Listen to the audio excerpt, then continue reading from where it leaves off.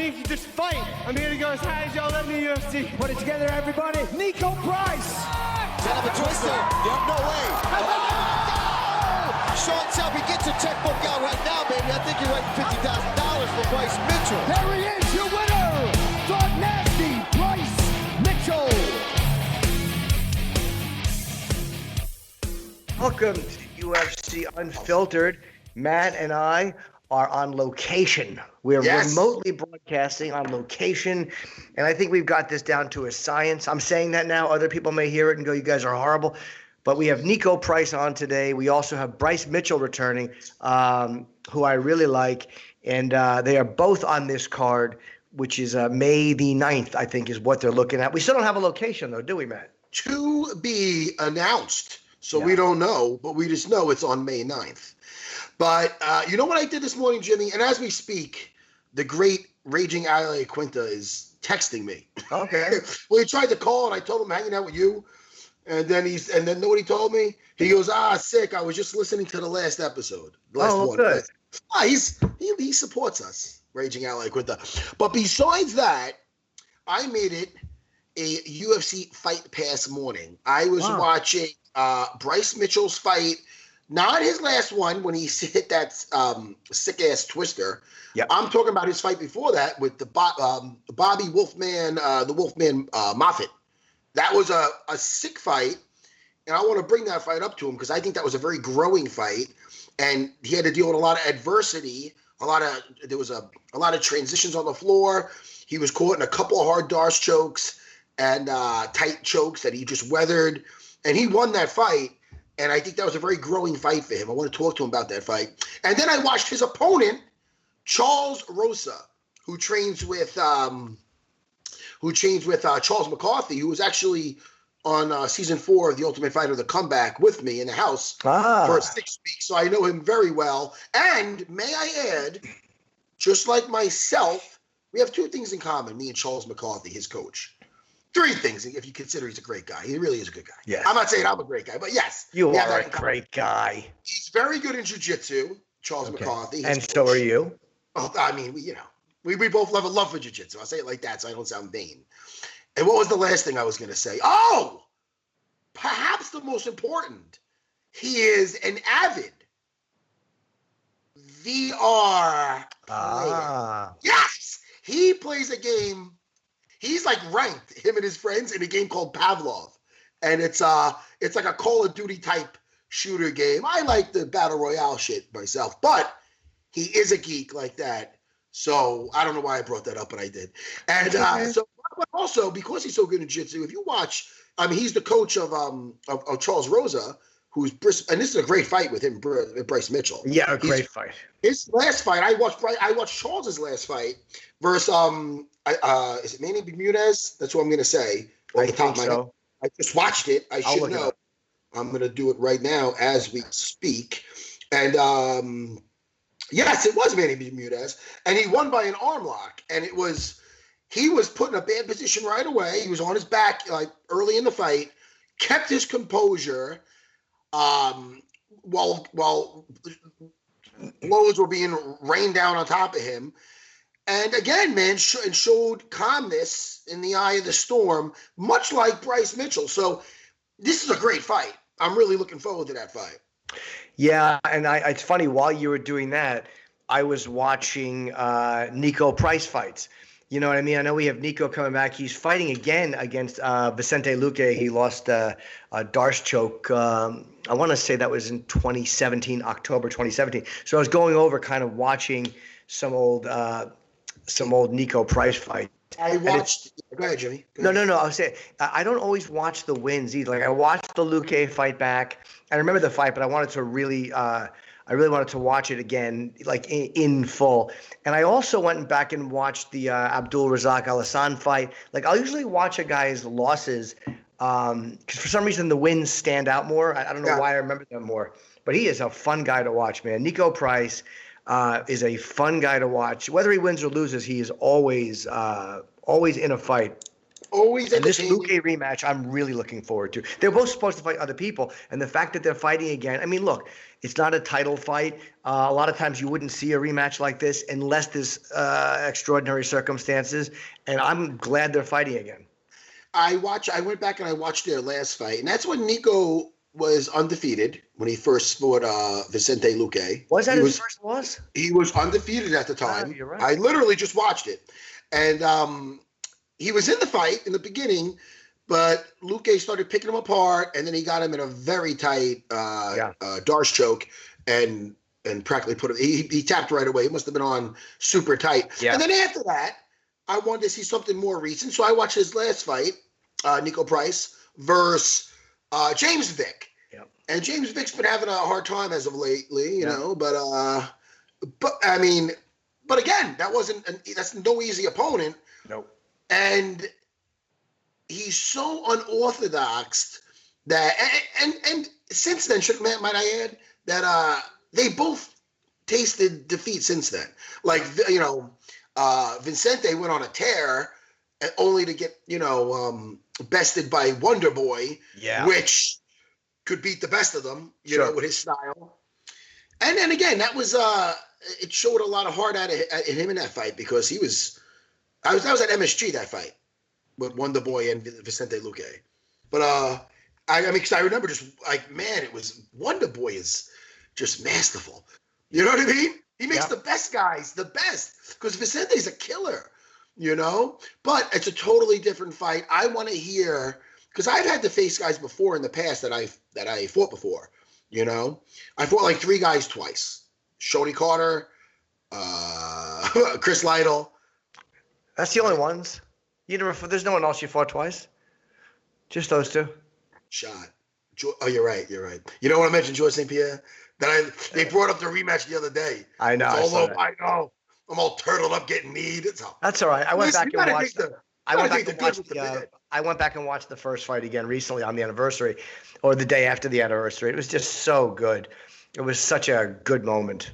Bring me back.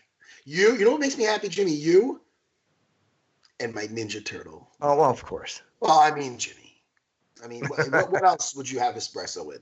You know? Yeah, I guess that's nice. It's a nice way to have coffee. Hey, real quick before we get Bryce Mitchell on the phone, this card, if it goes through the way again, it all holds up. Ferguson Gaethje, Cejudo Dominic Cruz is the co-main. Amanda Nunes, Felicia Spencer, and I'm so happy that Ngannou, Jairzinho Rosenstrike is happening. Cerrone Pettis. Jeremy Stevens, Calvin Kattar, Greg Hardy. This is a fight no one's talking. Wait, hold on. I'm sorry. You said Cerrone Pettis? Yeah, Donald Cerrone, Anthony Pettis. That's on the 9th. That's what they're saying. That's the tentative card. Yeah, that's the first I heard of that. Yeah. That is again for now. But these things change. It change. And this is the fight no one's talking about that at least I haven't heard anybody is Greg Hardy against Yorgan De Castro.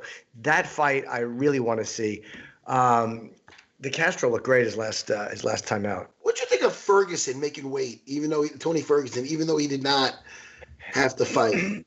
That guy's got his mind is very strong. Nobody wants to cut weight like that if you don't have to, but I wonder why he did it, because now you have to go back through. I think it was just to go, hey, fuck you. I was ready to fight. I think it was his way of going, fuck you. You can do this during a pandemic. You can cut the weight. You can do everything that I did. It seemed like for him it was a fuck you to everybody who didn't want to. That was probably his way of going, it's possible, and I was ready to fight. I was ready.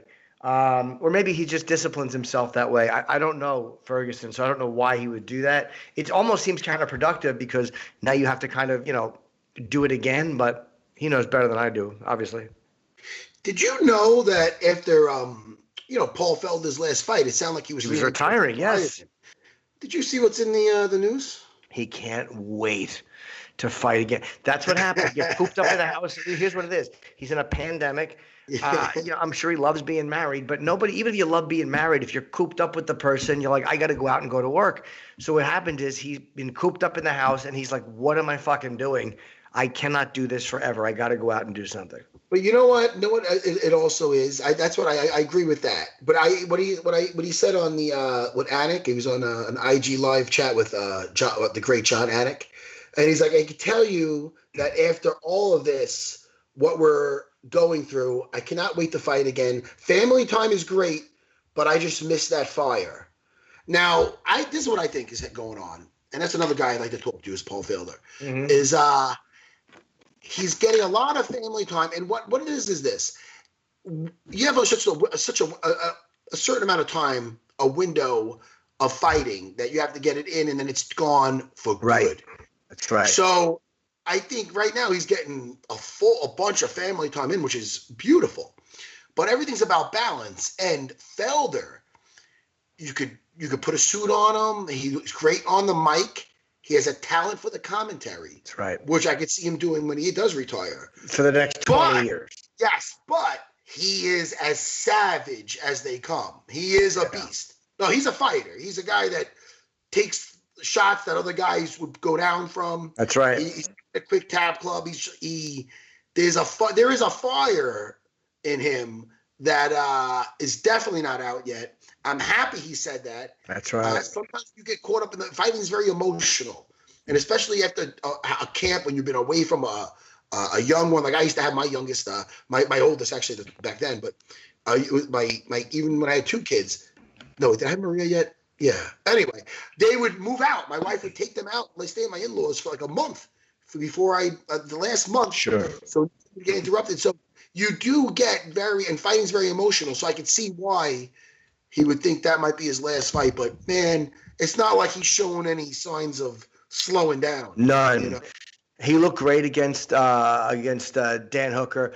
I told you I still want to see him fight Raging Al. That's a fight I still want to see is those two going head to head because they're both similar, just move forward guys. They neither one of those guys goes down easily. He fought 2 rounds with a broken arm against Mike Perry, Felder going up in weight. So I mean I could watch him fight until he's 60 if he wants to. As long as he wants to fight, I'm happy to watch him fight. And then that was a hell of a fight with him, his last fight with Dan Hooker. Great fight. That was very, very entertaining. I wonder on May 9th, is this going to be on – could it possibly be on Fight Island? Or what, the May 9th? May 9th card. Oh, yeah, it's going to be on Fight Island. I mean, I'm almost positive. I'm assuming that they don't have a location. Unless, you know what? Florida – may be a possibility because they have declared sports that can be done without fans as essential workers. So these guys may be able to fight in Florida. I know because that's how WWE is going to survive. They put a lot of money into the economy. Florida's opening their beaches already, which is a little fucking crazy. Why the hell would they do that? It's just the morons. But I think that if you have, again, WWE or you have UFC organizations with enough money to isolate fighters in a hotel, to test everybody and to make sure everybody is in good health and then keep them isolated, it's possible. It grew on you, didn't it? What? The beard? Jimmy, only because, though, it looks more, like I said, like a planned thing now. The first week somebody doesn't shave, it looks like they might have just got out of the lockup. You know what I mean? Like they fought 2 cops in their slippers and got fucking thrown in jail. But when somebody has a beard like you have now, it looks like a decision. It looks like you're trimming it up and you want it. It's almost like I'm part penis, part vagina, my face. No? Top part looks like a top.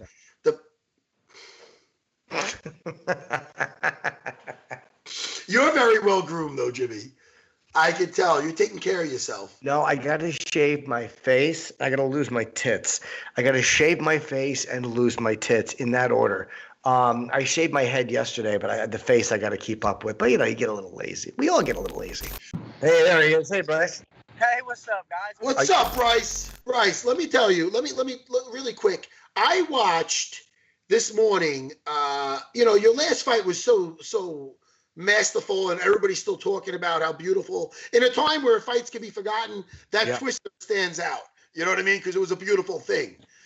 But let me tell you, I watched your fight prior to that versus Bobby the Wolfman Moffitt.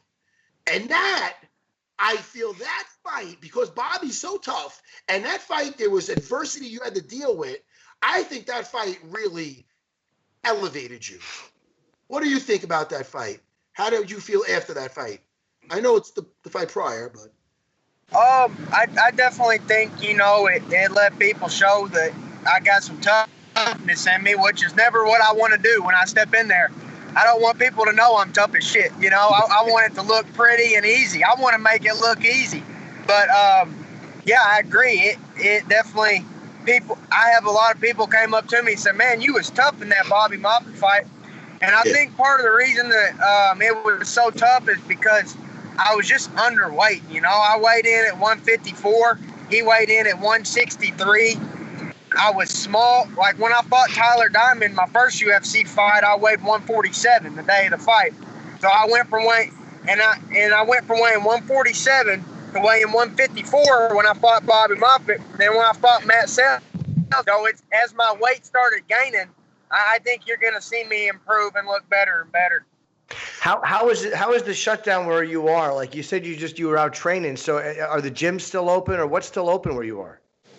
I'm just doing like little workouts with my buddy TJ Brown. He's a UFC fighter, and I got a buddy named Jeremiah Colam, and I'm just getting some one-on-one training. Everything's shut down. My girl shop got shut down. She can't tattoo. She can't make no money. Man, it just really sucks. Bryce, let me ask you, just because I just watched that fight again. What your fight with Bobby Moffitt? He had there was some great transitions on the floor. He had a couple of very tight, it looked like very tight Darce chokes. How tight were they? Or you look like you got out of it like they were never on you. But when they were on, it's one of those, shit, is he caught? How'd they feel? How were you in those? They were tight. The only thing he almost got me with was that Darce, and it was tight, man. I mean, it was to the point where I couldn't do anything but just wait. You ever been where you're just like, if I move, I'm gonna waste energy and it's gonna get tighter, and I'm literally just gonna wait for his arms to get tired, and that's what I did. It works. Now, let me ask you, how did this fight come with Charles Rosa? Because I just watched his last fight with that slick arm lock off of Manny Bermudez, and Manny had him in trouble. He got him on. I'm not. Let's say he had him in a bad position where he was dominating, he was on top, and much like yourself, what I've seen with Charles, he deals well with adversity because he was on the bottom and he kept his fucking cool, and then he got that beautiful arm lock. So I think this guy he's one of those guys where it's like, holy shit, where'd he come from? Because you look at his body of work, very dangerous guy. I am so looking forward. I'm so looking forward to this fight with you two. So how did it come about that you got offered Charles Rosa? He was pretty much just talking shit. At first, he was like really respectful, and he was like, I want to fight Bryce, and I think he's a great fighter. And then all of a sudden, my manager sends me these tweets that he said he's going to rip my arm off. He's going to beat some sense into me. So it went from him just like kindly saying, hey, I would like to fight that young guy, and then turned into, well, I'm going to rip his arm off and beat some sense into him. I don't know what was all said, but I mean, I want to beat the dude's ass. I want to hurt the dude. He's good.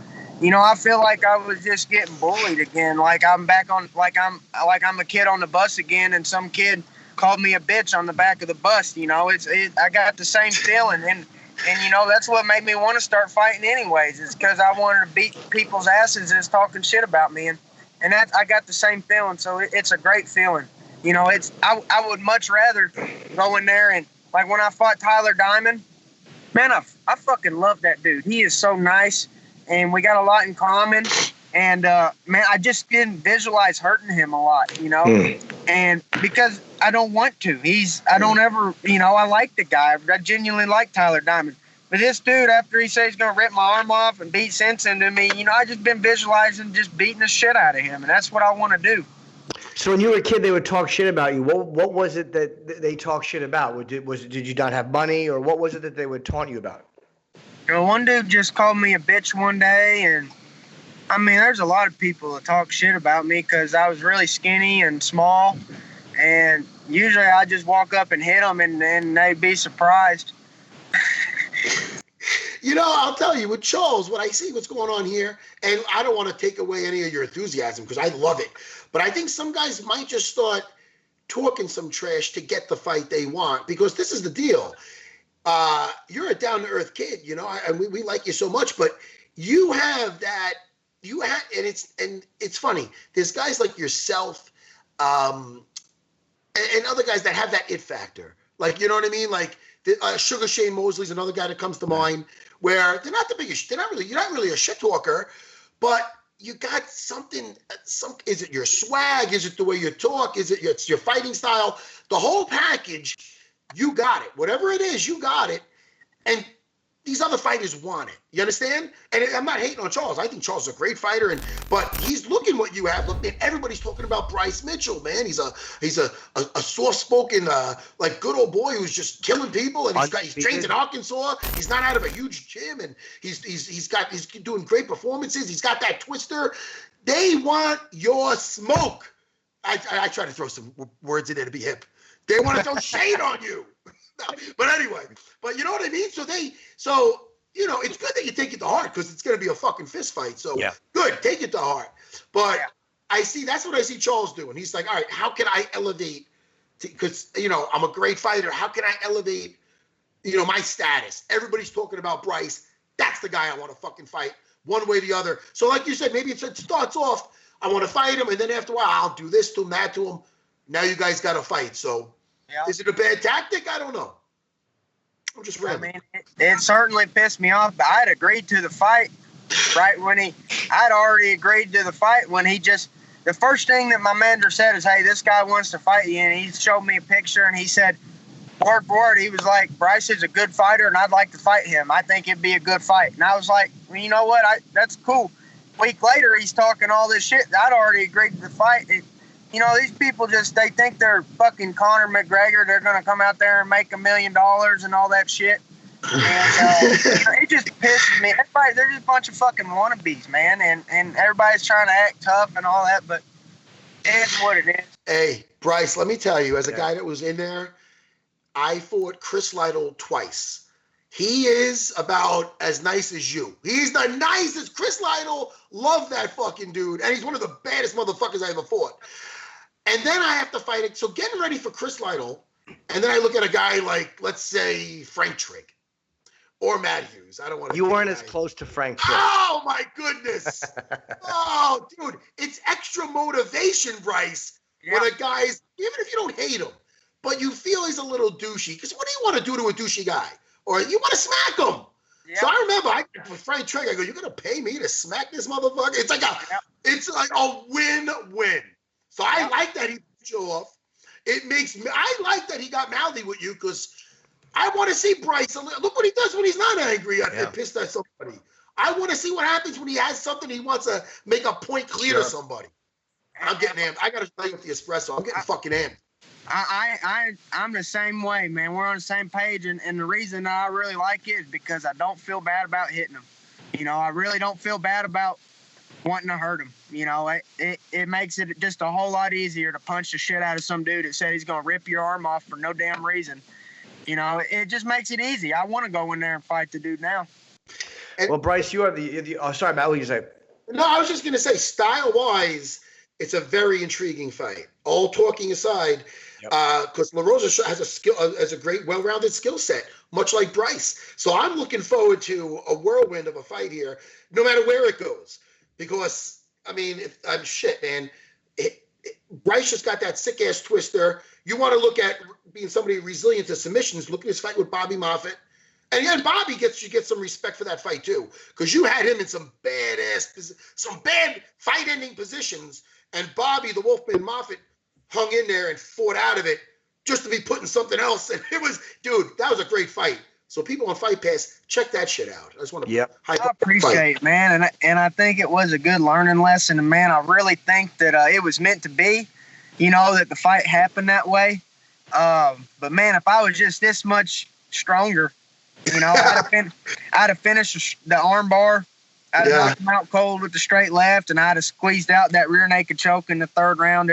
There's so many finishing opportunities that I just did not finish, you know, and it really sucks being this close to finishing and looking back and just, I mean, that choke in the third round, I was 100% certain I was going to finish him, and it just slips right out, you know. And it's like if my arm was, instead of weighing 154, if I'd have weighed 160, I'd have finished it. There's no way, you know. He slipped out by a hair. It was the fact that he did survive that onslaught, then come back and put you in some scary positions with those Darces.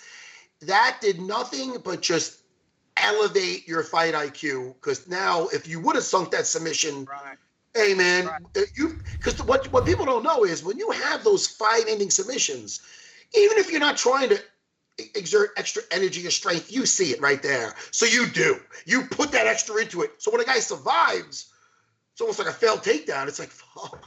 So to both your guys' credit, you and the Wolfman, Bobby Moffitt, anytime you guys got out of shit and you got back to your feet, you went right back to trying to hurt each other and throw it. There wasn't any, all right, let me just get on my toes a little. So, yeah. I mean, it's fresh in my head because I just watched it, but what a fucking awesome fight and a learning fight. And I feel that fight helped you grow as a fighter.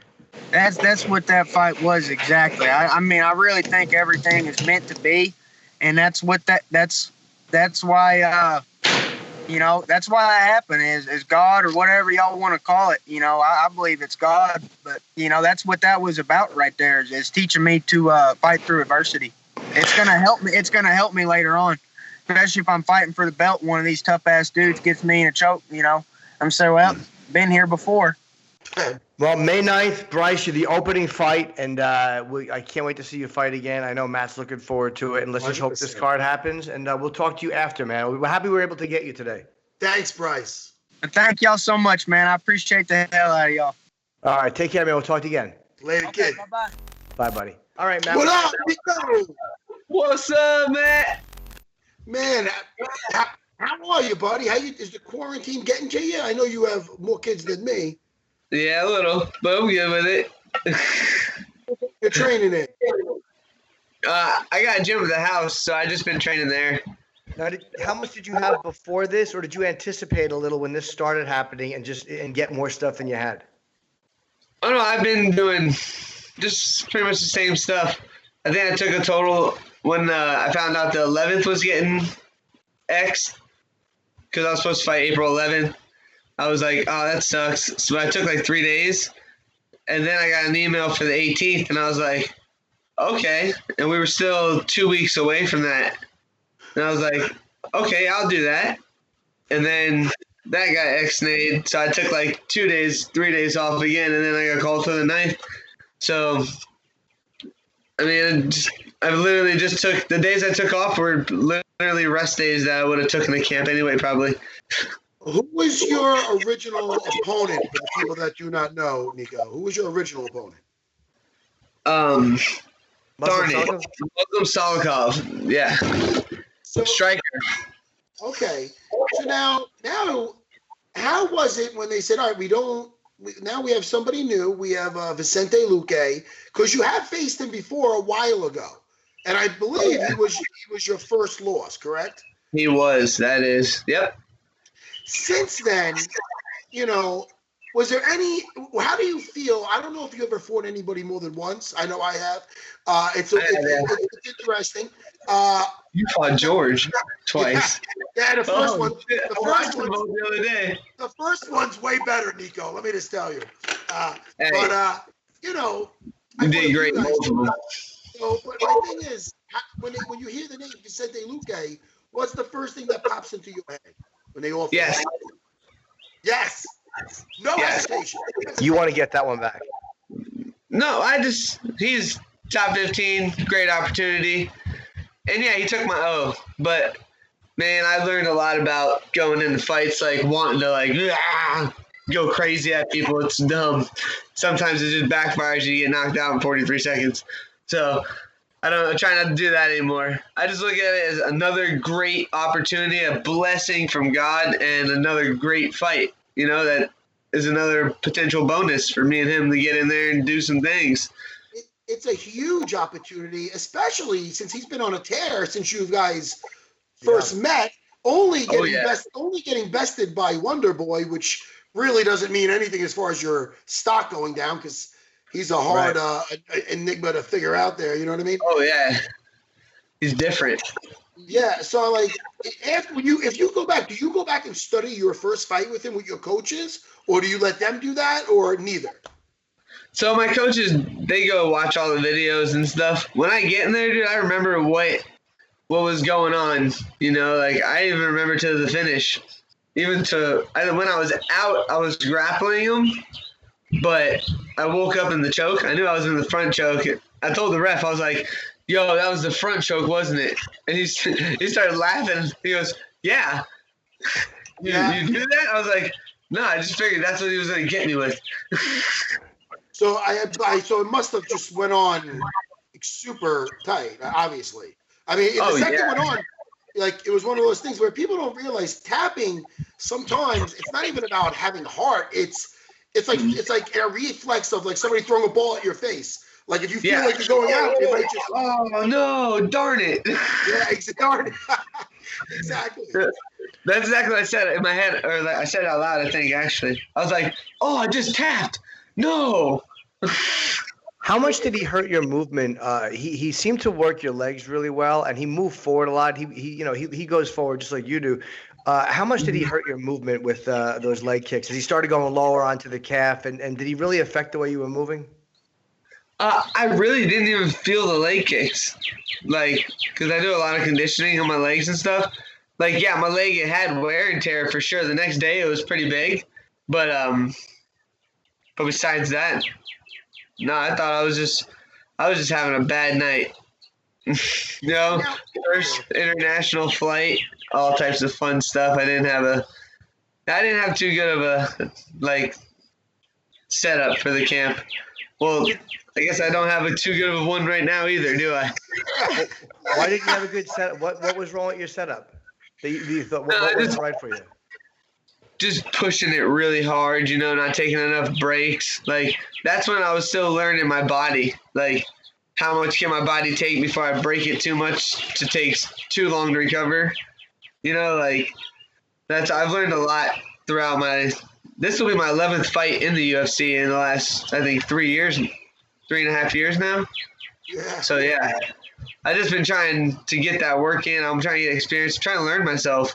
So when I do find everything that makes me the best I can be, none of these guys are going to be able to handle it. You know, I just try to do that every fight. Have you been able to get any sparring in with this whole shutdown? I'll spar tomorrow. I'll go get my rounds in tomorrow. I'll probably do like 5-5s. Okay. Straight with like Shark Tank 5-5s with 4 different guys beating me up. It's going to be a great day. Now, does it matter where the fight takes place? They're telling you it's to be announced, correct?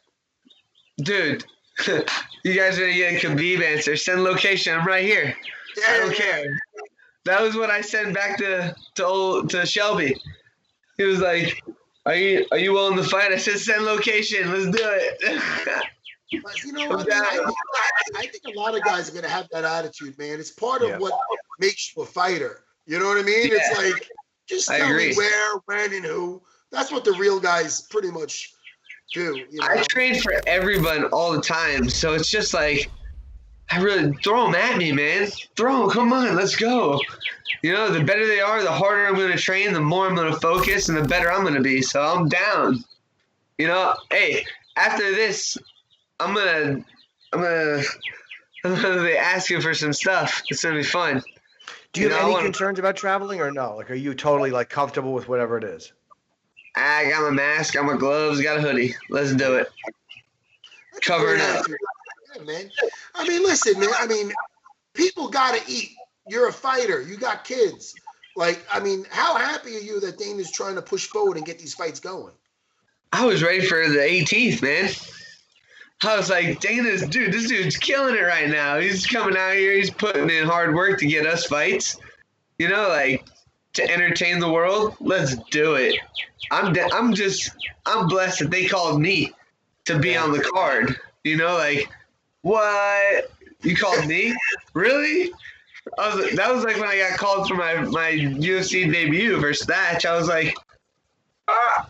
When I saw the email, I was like, Erica, look. I was telling my wife, look, they like us. You shouldn't be surprised, man. You're like a fan favorite now, Niko. You know, you're a fan favorite. I'm trying to man. be, you know. I want everyone to like me. I'm not trying to be one of those guys who have like more haters than like followers. I want to be more motivated to like my fans, not so like Covington to them. It's true. When you fight, do you think at all, like if fight, do you ever think when you're fighting, like, hey, I have to make this more exciting? Because some guys do think that when they're fighting. Do you ever think about the reaction of fans when you're fighting, or do you just care about getting the win, or does that ever come into play for you? I'm sorry, guys. You guys will just like my fighting because when I'm in there, the quicker I can get out, the quicker I'm going to pull that trigger. So I'm going to be like a Tyson fighter. You'll love me but hate me because you're going to love the knockouts, but you hate the 30-second fights. I don't care. Yeah, but there is nothing more exciting than that. Like, you know, even though people are like, fuck, it was over quick, people do enjoy an explosive. To see somebody get knocked out that fast, no matter what you're prepared for, that never sucks, unless it's a guy you like. Even at this caliber, that's why, because like they know both of us train like freaking monsters. We both are beasts. We're both top 15. You know, he's top 15. I'm trying to get in there, you know. So like I'm ready. I've been training my butt off. I've been running around my property miles at a time just to get in shape. So there is a loud bird by you. What kind of bird is that? Do you have a nest right above you? Like where are you? I got 9 chickens next to me, and the bird you hear right now, I think it's a blue jay. You got 9 chickens? Yeah, they're babies right now. Hold on. They're in a little coop. Oh, you see look them? at this. My little coop, and then this is my property. That's nice. Yeah, That's nice, man. Where do you live again? Where is that? I live in Cape Coral, Florida. There's not many areas like this. I actually just inquired one of the last like big chunks of woods over here, so I'm stoked. Is there any lakes with like fucking alligators in it or anything over there or no? Oh yeah, I got a creek in the back. It's full of bass, bluegill, turtles, snakes, whatever you want. You swim in there? You can. I just gotta pull some of the stumps out. I've been working on that since I've been here. Pull some of the what out? I'm sorry. Stumps? Yeah, stumps. Stumps? Oh, what about stumps. what about the snakes and all the turtles and shit? Once you rough the water up, they don't really ride out. Yeah, you might be a little nervous having my kids go in there. They might lose a toe or something.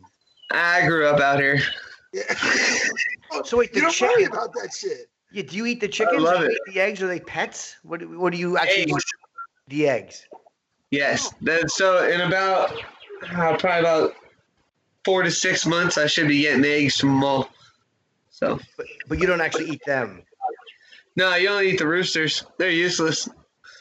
I'm just kidding. That was wrong. It's a joke. That's a farm you want. Man. Does the fucking rooster wake you up in the morning, that type of thing, or no? I'm far from a farmer. Yeah. My neighbors around me have roosters. My parents' property, they got 5 acres, and it actually connects to the back of my property, which is crazy. That's so cool, man. Dude, this year's been, except for Kova, it's just blessings. It's crazy. This opportunity came out of nowhere. Right after the Vic fight, we were driving to my parents, and we saw a for sale sign, and I was like, what? Oh, and I grew up on this property, yeah. Like, when I was 3-year-old, this is where I got kicked by the horse. Oh, wow. It's out here. Yeah. I'll show you right in front of the barn. Yeah, show us, man. So that's so wild, man, that you found that property. That barn there, that's where I got kicked by the horse. Where did he kick you? Right in the head. That's that scar. Everyone always asks about the scar on my head. That's from yeah, I got kicked in the head by a horse. Man, no wonder why you're fearless. Who cares about these guys punching an elbow at you? You took a shot from a horse. Come get some. Yeah. I mean, Vicente Luque is a tough guy, but I mean, Niko took a shot. Yeah, but he don't punch like a horse. How old were you? How old were you when you got hit by the horse? I was 3 years old. Oh, you were really young. Oh, yeah, I died. I came back, though. Wait, you what? Say again? I died and came back. What? That's right. That's how I know God's real. Yeah, do you remember anything like that? I remember waking up in the ambulance, twitching out, and then waking up to them stabbing my toes with needles to make sure like all my nervous system was good. 3 years old dude waking up with needles getting stuck in your toes sucks. That's why I'm afraid of needles. That's why you ain't got to worry about me doing steroids. I don't like needles. Yeah, I've seen people like that, man. They're definitely afraid of that shit. You have a I had fear. blood the other day, and I was like, Yeah. don't do it. You're not alone like that. There's a lot of fighters like that. It's crazy. I mean, it's their thing, you know. They just don't Nobody likes them, but some guys have like a real phobia. Like it goes beyond just being unpleasant. Like for you, you have to kind of psych yourself out before you go get it done. A lot of guys like it. I have to look at it, and I'm like, oh, and it's so weird. And then like I get lightheaded, but I've never passed out. I just look at it, I'm like, I think it hurt less if I stare at it. I don't like the surprise. I think Niko was. I gotta touch and then go in. I don't like there's just a. How old were you when you realized that you wanted to make this your career? You started really young with the martial arts, no, Niko? No. I started at 18. I'm fucking way off. Yeah, dude. I was one of those guys who can't, like, I was just a football player. I wanted to be in the NFL, you know, and then I realized, I'm a little small. I can't run that fast, and I dropped every interception that ever hit me in the face. So much for football. And yeah, I had to transfer over. You tried an MMA school, jiu-jitsu? What'd you try? Well, actually, I went to rugby. Oh, okay. And then I started smashing heads in rugby. I had a few scholarships for rugby from a club. And then I was like, they saw my grades in school, and they were like, yeah, you need to go do something else. That's all.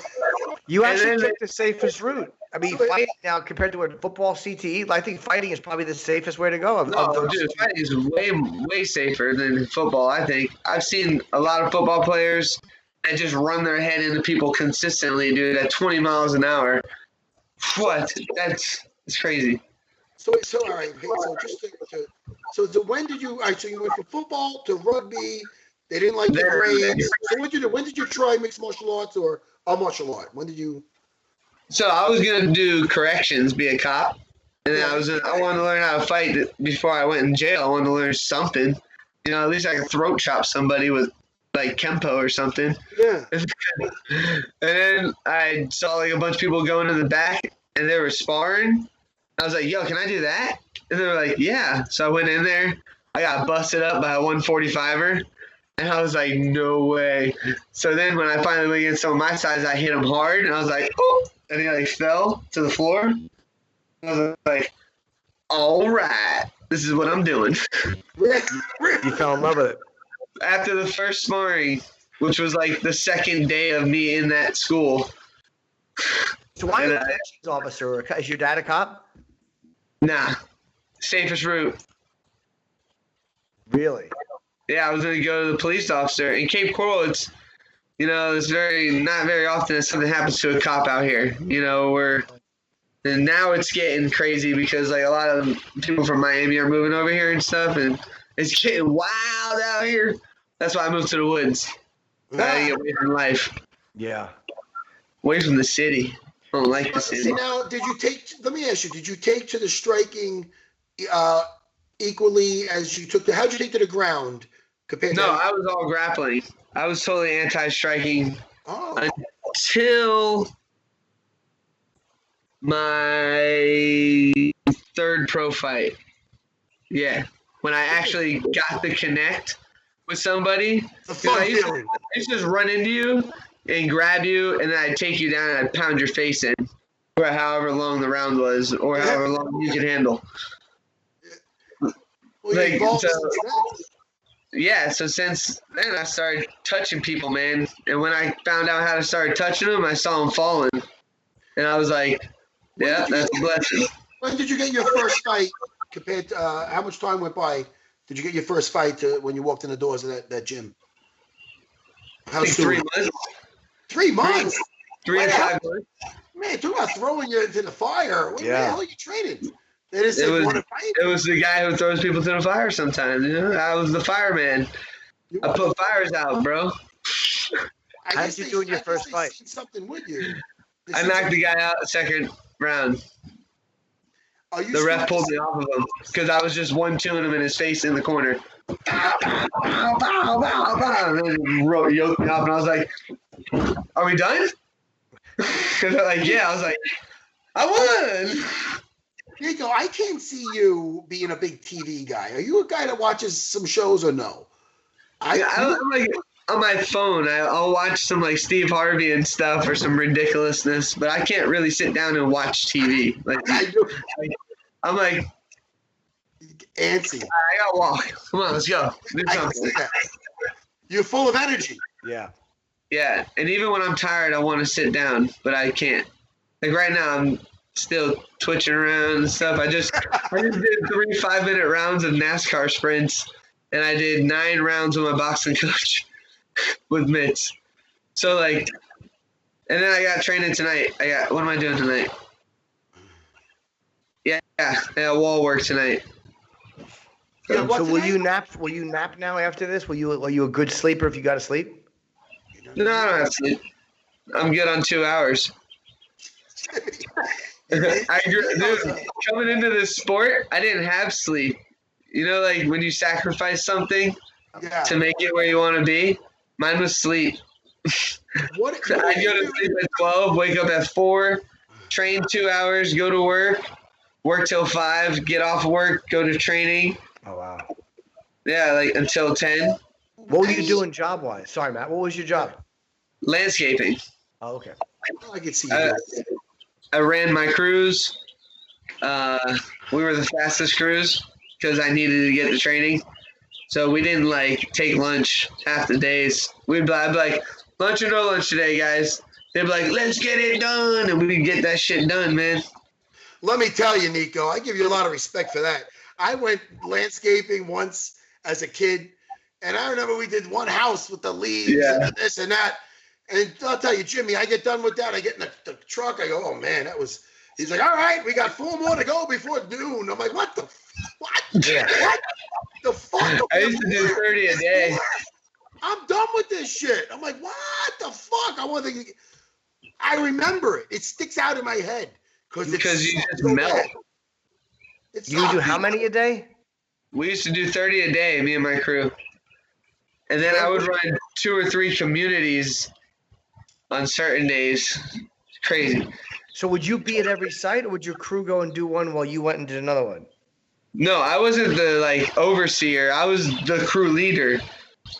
So I was out there sweating with my boys. You know, I had 3 men. I had 3 guys with me, and we did what 6 people could do in one day. We'd finish by lunch.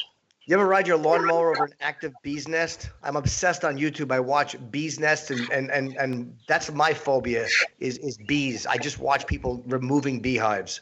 I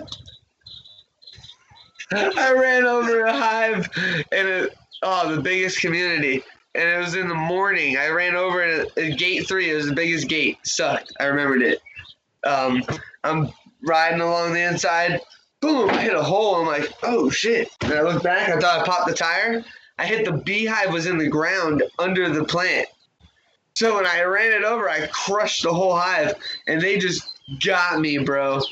I never ran so fast. And then my other worker was behind me, and he was a track star. That dude left me. So I was getting ripped up by all the ones coming off of him and just smelling.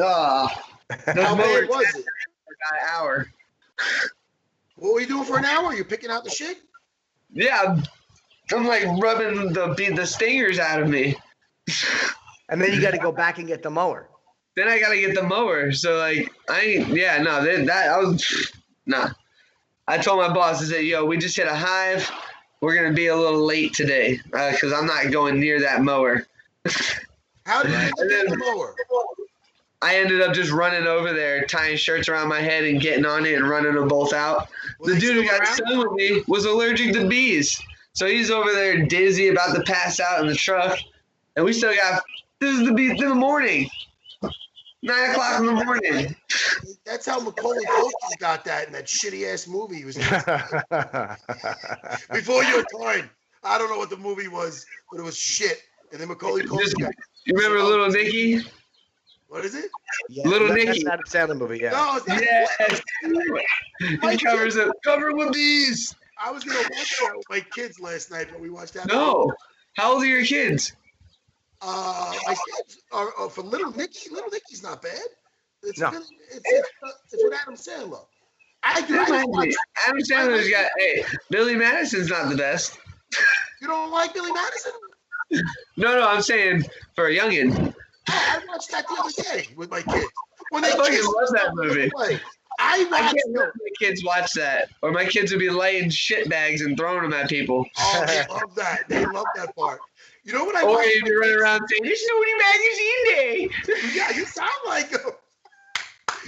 That was a great movie. We're watching a lot of those movies. I watched The Lost. You ever see The Lost Boys? Yeah. Vampires, I watched that. The new one or the old one? Well, I don't know if there's a new one. It has to be shit. But It's not. Yeah, it's nothing like the old one. I I was gonna say Lost old ones. Yeah. No, the old one with Corey Haim and what's his name? Corey I don't Feldman. remember any of their Jason names. Patrick. You know that Keith- came out at Keith didn't it come out in Sutherland. 1989? It came That's out. what I was I think it came out in 1989. The original Lost Boys. Yes, the Yeah. original Lost Boys. There's a couple of scenes you can't let the kids watch, like where they attack the other guys around the campfire and they rip their head off and shit. But Yeah. most of it they watched and they loved it. Oh man. We just did a fast forward, no more heads. That was 87. It came out in 87. Guys, you know? I remember watching that when I was like 8 years old. Was the first time I saw that. Such a good movie, man. I think that holds up. I think it's great. You But know? I was born in '89, so it came out 2 years before I was even born. Oh yeah, listen. Me and Jimmy are old as ass. Nah. Oh, young Thundercats over there. All right, Niko. Well, look, man, we're happy that you're fighting, and this is a rematch. I'm really happy that they're making. However it came about, I'm just glad that it lined up this way. You and Luke. Hopefully, it will happen May 9th. I hope that fight happens on May 9th, and that Danny gets that done. Yeah, Niko. Me too, man. I'm praying. The big man will get it done. Yeah, I think he will. If it's in his control, he absolutely will. Oh yeah, dude, he's a good guy. He's a good boss. I like him. Man, you're a good dude too, Niko, man. Thanks for hanging out with us. Yeah, buddy. we love watching you, man. No problem, guys. It was awesome. Deuces. Hey, don't blink. Woo. Talk to you again, man. Take care, Niko. Bye. See you, bud. Man, Jimmy, love you. I will talk to you in a couple of days. Yes. The producers are going to work on getting Charles Rosa, and Awesome. because I want to talk to him. And what a good time, Jimmy. Yeah. I'll talk to you soon, buddy. All right, buddy. Stay healthy. I'll talk to you soon, Matt. Bye, everybody.